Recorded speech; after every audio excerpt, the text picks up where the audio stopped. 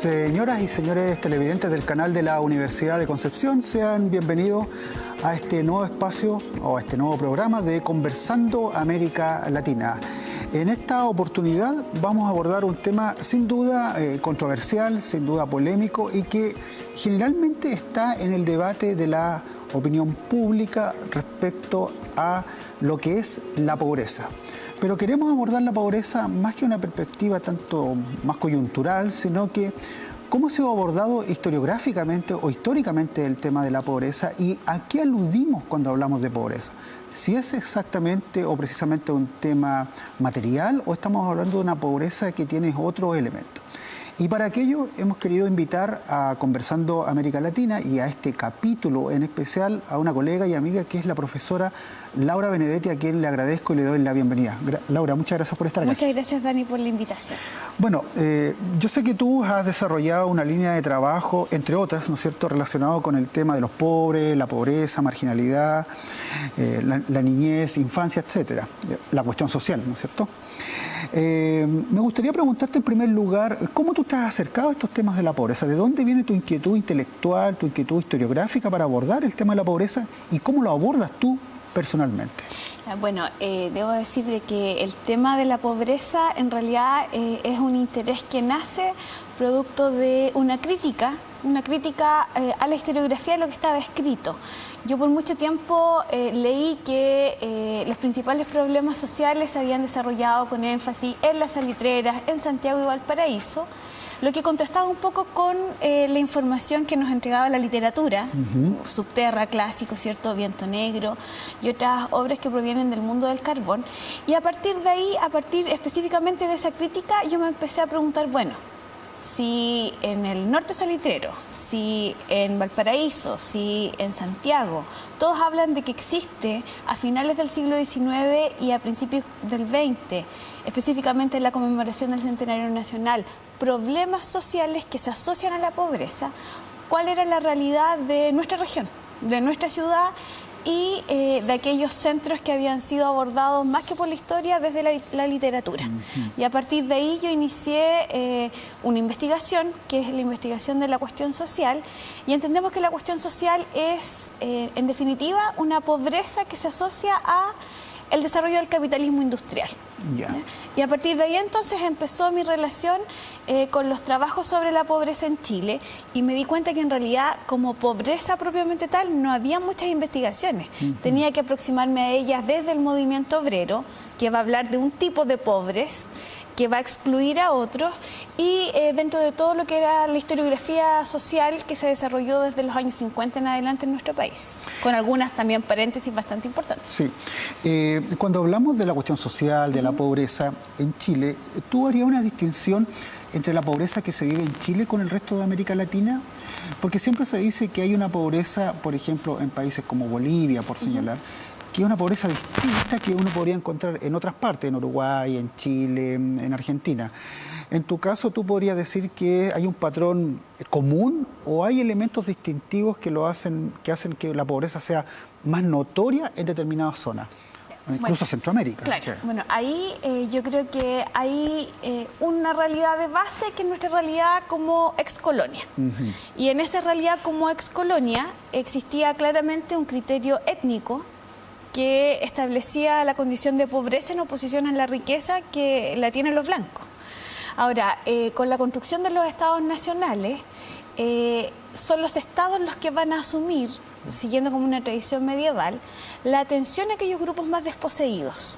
Entonces, es lógico que vaya a existir una diferencia en aquellos países que van a tener una consolidación más temprana del Estado Nacional, con aquellos cuya consolidación está ligado a las familias, como el caso de Bolivia, ¿cierto?, a los patiños. Y, en definitiva, el rol del Estado, la intervención del Estado va a ser lo que permita distinguir las características que va a asumir la pobreza y los propios pobres dentro de los estados. Y aquí hay que decirlo de manera clara. La pobreza que genera el capitalismo, que genera las transformaciones, que genera incluso la urbanización, se va a hacer evidente y va a demandar, va a interpelar al Estado. Y son eso lo que nosotros vamos a encontrar como los primeros movimientos obreros, las primeras huelgas, incluso el ruido de sables del año 24 va a recoger esas demandas. Correcto.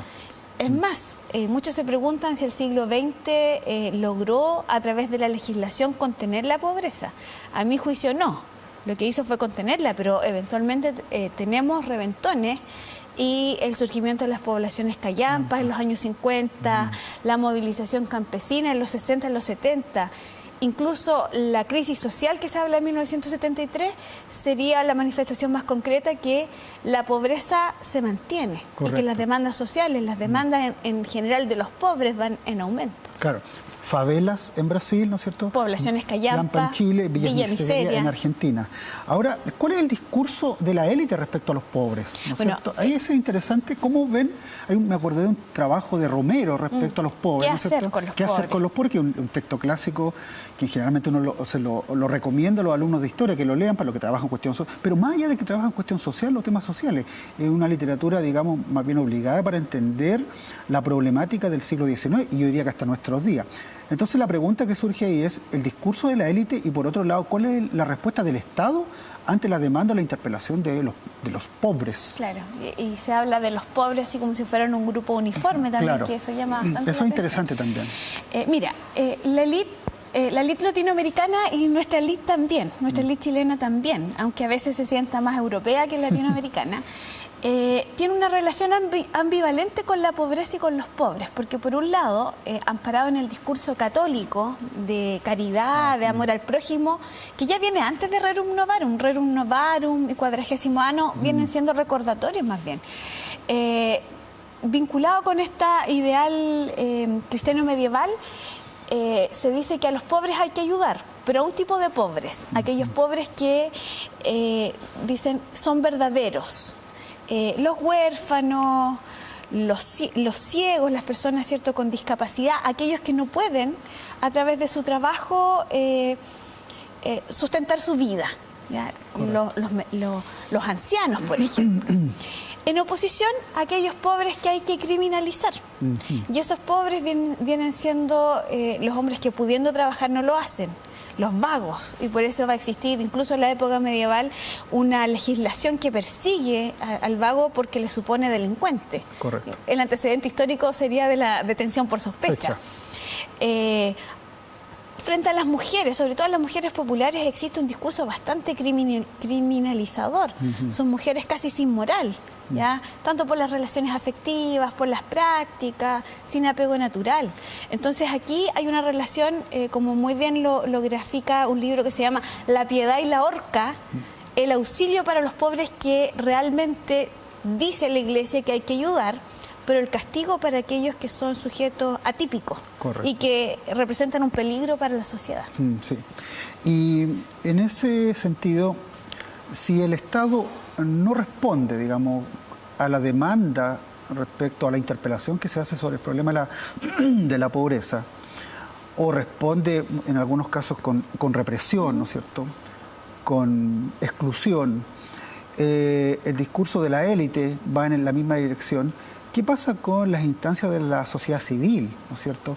Algunas agrupaciones filantrópicas, ¿son ellas las que van, digamos, en ayuda, en beneficio de estos sectores excluidos o marginados? Ya, aquí efectivamente es la sociedad civil, pero aquí me gustaría hacer un paréntesis.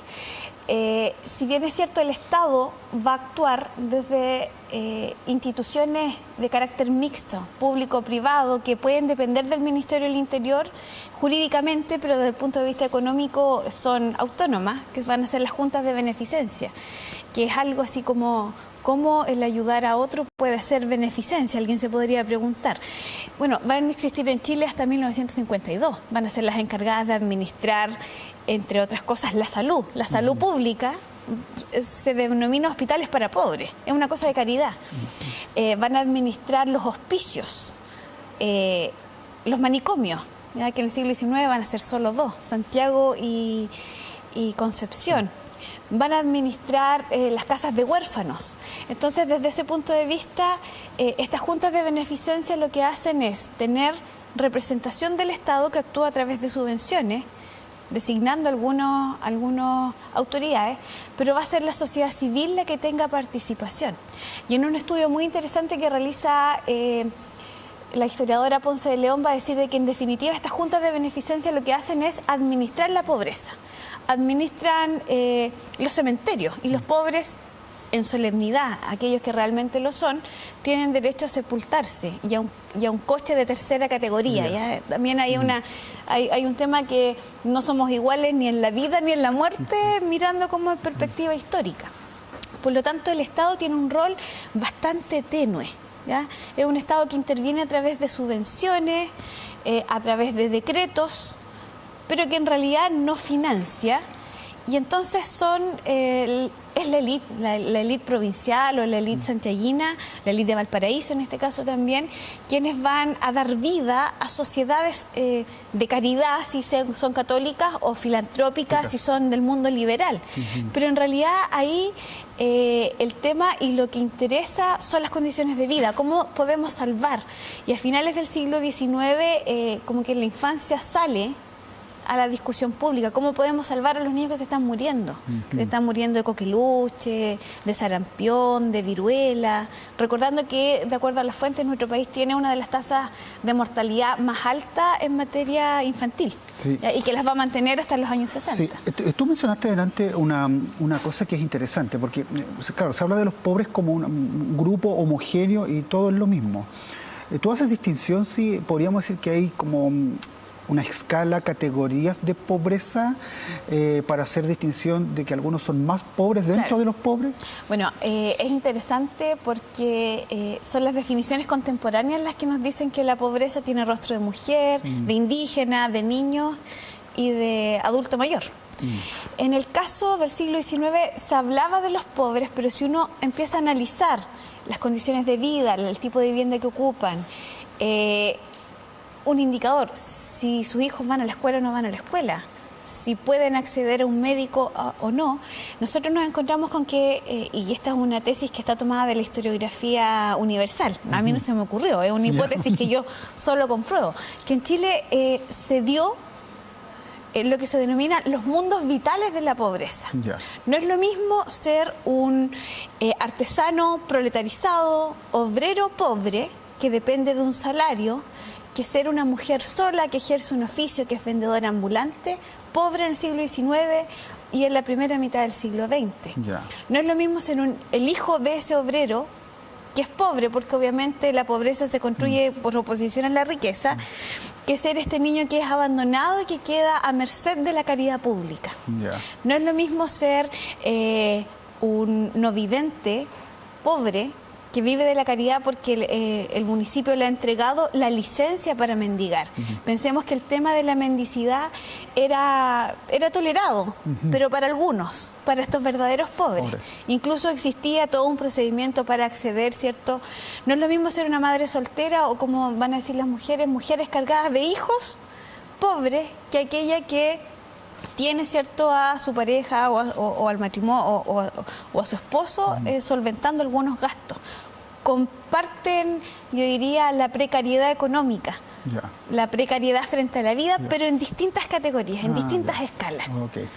Nos queda un minuto antes de ir a la pausa.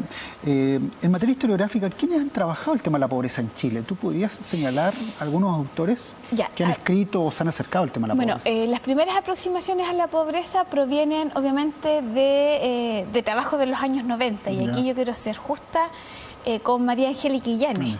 Ella, bueno, también con Gabriel Salazar, pero María Angélica Illanes es la primera que investiga al niño pobre en la escuela.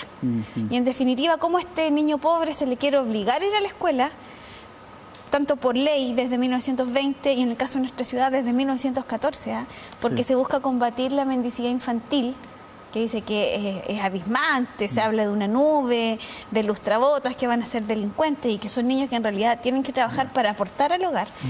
Y se les quiere sacar de las calles mandándolos al colegio, pero sin preguntarse si esos niños en realidad pueden ir al colegio, si tienen la ropa para ir al colegio, si tienen la alimentación para soportar una jornada escolar.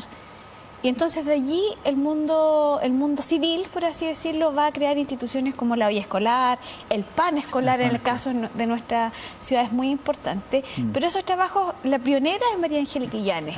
Luego tenemos a Gabriel Salazar con Ser Niño Guacho en la historia de Chile, que nos acerca a otra variable, que el mundo popular, el fenómeno de la ilegitimidad es un fenómeno creciente. Correcto. Y que algunos van a decir, a ver, ¿quiénes son los que más mueren en Chile? A lo mejor algo tiene que ver con la condición moral de la pobreza, el ser hijos ilegítimos. Sí. Y ahí luego tenemos Sergio Grés, que lo aborda desde la cuestión social. Vicente Espinosa. Vicente Espinosa para una historia de los pobres en la ciudad, pero él ya analiza a los pobres cuando tienen la legislación de protección. Y que es un tema que está pendiente hasta el día de hoy. Correcto. El derecho a la vivienda. Sí. Bueno, estamos conversando acerca de pobres, de la pobreza y las temáticas que rodean aquello con la profesora y colega Laura Benedetti del Departamento de Historia. Vamos a la pausa y seguimos conversando.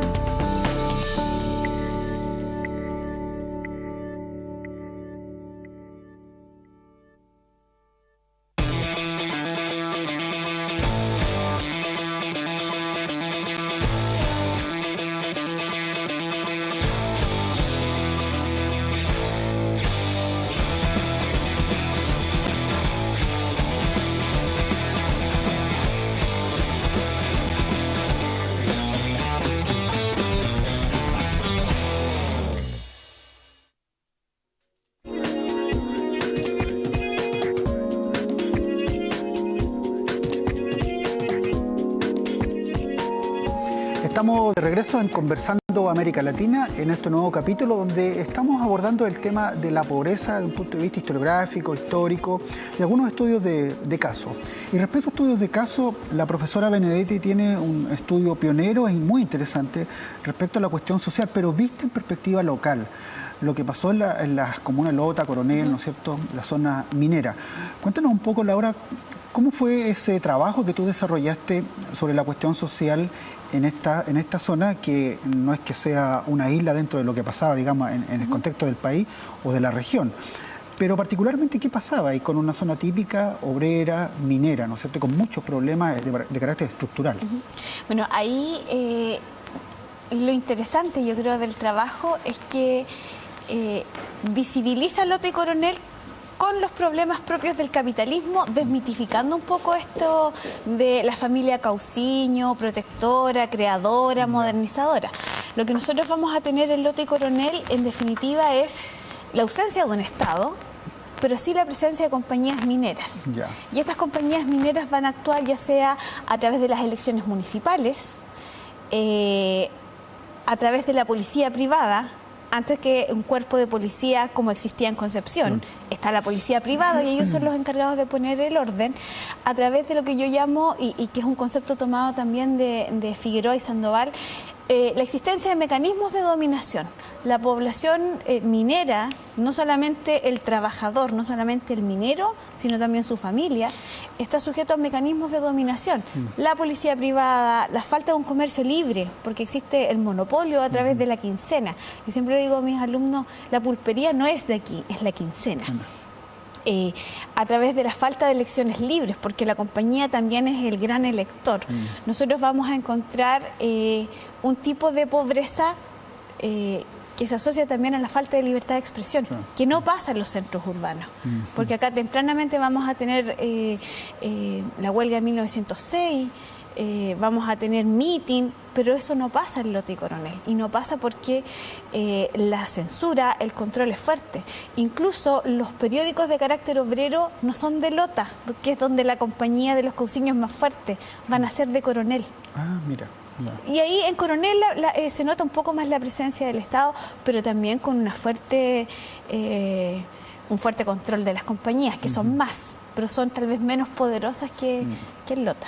Ahí lo que podríamos llamar, en el programa que hablábamos con Mauricio Rojas, el tema del control social, que se ejerce, digamos, de manera muy importante. A través del paternalismo. Y después es curioso porque el famoso paternalismo industrial. Exacto, es curioso porque en los años 20, claro, las investigaciones y sobre todo las publicaciones que hay respecto al mundo de Lota, que surgen del propio departamento de bienestar, dice que la compañía es súper moderna porque cuenta con el primer departamento de bienestar en América Latina.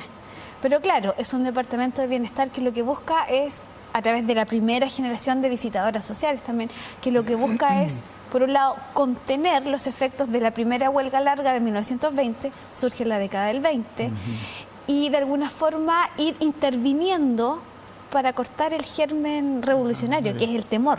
Sí, claro. El temor a la alteración de un determinado orden, ¿no es cierto? A la presencia de actores que transgreden. Y de discursos que son considerados peligrosos. Sí. Y eso, a propósito de eso, el discurso de la élite penquista local es similar al que tú abordabas en la primera parte respecto a la pobreza, la élite de Concepción, digamos. Bueno, la élite de Concepción vamos a encontrar particularmente en los medios de prensa y también los fondos de intendencia, es bastante similar. ¿Por qué? Porque a través de la prensa nosotros vamos a ver cómo se pide, por ejemplo, que se aprecie a los mendigos, a la gente que juega a las chapitas. De hecho, en las ciudades chilenas existen reglamentos que van a prohibir el juego del volantín, las chapitas y otras diversiones propias del mundo popular. Porque se asocia a la pérdida de tiempo, se asocia a la criminalidad, sobre todo en el caso de los niños. Entonces la élite penquista va a hacer eco también de esto, le molesta la presencia, recuerdo siempre la noticia, la nube de mendigos con sus gritos lastimeros no nos dejan ni escuchar misa. En la visita a la catedral. Ellos van a pedir la intervención, el cumplimiento de los reglamentos, pero otros, tal vez con un sentido mayor de filantropía, se van a empezar a preguntar por qué los niños están en las calles. O por qué las mujeres abandonan a sus hijos y cómo empiezan y cómo en definitiva viven los pobres. Y ahí vamos a encontrar distintas iniciativas, como por ejemplo la de Urrejola, que intenta hacer el primer loteo de proporcionar un espacio para que los pobres habiten en la ciudad y no en los sectores marginales, como había sido la lógica que desde el propio municipio se estableció. Los pobres se establecen en los márgenes de la ciudad porque en los distintos decretos de 1830 se les expulsa del Cerro Caracol, porque este es un lugar de paseo. Por supuesto. No pueden estar ahí, no se condice con el progreso, entonces los pobres tienen que estar fuera de la ciudad. Invisibilizados. Exacto, fuera. Mientras más lejos, el problema es que el número de migrantes empezó a aumentar tanto que los pobres, como dice Luis Alberto Romero, terminaron estableciéndose a los pies del Liceo de Hombres, el número de conventillos proliferó. Entonces aquí tenemos la presencia de pobres molesta de mendigos, pero también va a ser molesta y peligrosa la presencia de las habitaciones populares. Porque primero los pobres son inmorales, y hay un discurso fuerte entre pobreza, inmoralidad, hacinamiento, promiscuidad. Y también los pobres van a ser peligrosos porque es allí donde se va a desarrollar más las epidemias. Entonces las denuncias de casos de viruela con nombre y apellido, que los vayan a buscar, que los lleven al lazareto, la élite la realiza sin piedad y no se pregunta por qué. Claro, hay dos cosas para complementar lo que tú muy bien dices. Primero, me da la impresión, siguiendo a Romero, parece que conviven estas dos ciudades, la ciudad patricia y la ciudad plebeya, ¿no es cierto? Conviven esta especie de vidas paralelas. Y en segundo lugar, dentro de todo este ambiente que se está viviendo, generalmente irrumpen, más que instituciones, algunos personajes, hombres, mujeres, que buscan romper, digamos, con estos discursos de moralidad, criminalizadores, ¿no es cierto? ¿Tú destacarías alguna? Leonor Mascayano no tiene como en el imaginario, pero me imagino que hay. Pero ¿sabes qué? Antes de Leonor Mascayano yo quiero hacer justicia. Sí, eso. Y alguna vez me voy a dedicar a eso. Víctor Manuel Fernández, él es el médico destacado, ¿cierto?, de nuestra ciudad. Y él es el primero que tiene la idea de crear un hospital para niños. ¿Por qué? Porque los niños en la década del 80 hay como un redescubrimiento de la infancia, pero ¿por qué se están enfermando y por qué se están muriendo? Entonces puede ser tanto por las costumbres bárbaras de las madres, la falta de apego, las condiciones de vida. Y Víctor Manuel Fernández inicia una campaña como médico, y aquí hay que ser justa. Son los médicos los primeros que se sensibilizan por el cómo viven los pobres y realizan también las primeras denuncias. Y van a trabajar muchos ad honorem también en las dispensarías que financia el mundo privado. Víctor Manuel Fernández inicia una campaña de fundación de un hospital infantil que fracasa, y fracasa porque no tienen los medios ni tienen los contactos con el Estado, a diferencia de doña Leonor Mascayano, para realizarlo. Y después doña Leonor recoge esta idea, ¿cierto?, y la ejecuta. Pero porque ella sería parte de lo que nosotros llamaríamos las redes de poder. Víctor Manuel Fernández está fuera de esas redes. Él es médico. Pero es interesante hacer justicia con él. Lo hemos conversado en otras ocasiones. Y yo creo que hace falta un trabajo, un estudio respecto a la labor, a la vida de él. Más allá, digamos, de que el consultorio que está allá lleve su nombre, y que sea digamos un muy buen consultorio y todos lo reconozcan. Pero hace falta un trabajo sobre la figura de Víctor Manuel Fernández. Dentro de los pobres está el tema de los niños, ¿no es cierto?, la infancia. Porque uno, claro, en la temática, en la coyuntura de hoy, el tema del Sename, los niños, pero esto no es un tema nuevo, ¿no? O sea, esto es una cosa que viene desde años.